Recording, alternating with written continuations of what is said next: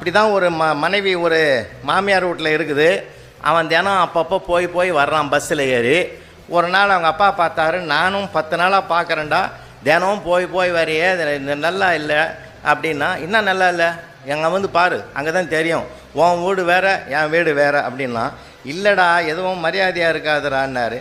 சீக்கிரம் சொல்லியா பஸ் வந்துடுதுன்னா. ஏதோ சொல்லி வைக்கிறேன்டா, அப்போ வயசானவன் இருந்தாலும் ஒரு அனுபவத்தை சொல்லி வைக்கிறேன். உன் முகம் உனக்கு தெரியறதுக்கு முந்தி வீடு வந்து சேர்றான்னாரு. பஸ்ஸில் ஏறி உக்காந்தான், ஓரம் சீட்டு கிடச்சிது, வீசுகிற காற்றுல அப்படியே தூங்கிவிட்டான்.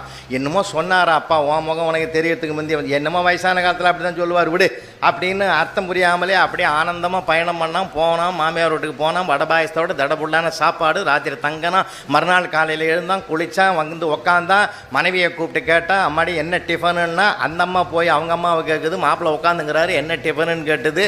அப்படி நம்ம மாப்பிள்ளை தாண்டி அடிக்கடி வந்து போகிறவர் தானே, அவருக்கு என்ன கிடக்குது, டிஃபனுக்கு போடுறதுக்கு நேரம் இல்லைன்றதுனால ராத்திரி மீந்து போன பழையதை குண்டானில் போட்டு நீராகரத்தை ஊற்றி வையன்னுச்சு. ஒரு பாத்திரத்தில் பழைய சாதத்தை போட்டு நீராகரத்தை ஊற்றி கொண்டாந்து எதிரில் வச்சுது. இவங்க அமைதியாக இருக்கிறான். வரும் டிஃபன் வரும்னு. அந்த நீராகரமும் தெளிஞ்சு இருந்தது.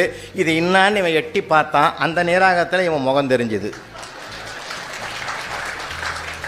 அப்போ தான் நினச்சான், அப்பாவை நினச்சான், உன் முகம் உனக்கு தெரியறதுக்கு முந்தி வீடு வந்து சேர்றான்னு சொன்னாரே அப்பா, அது இதான்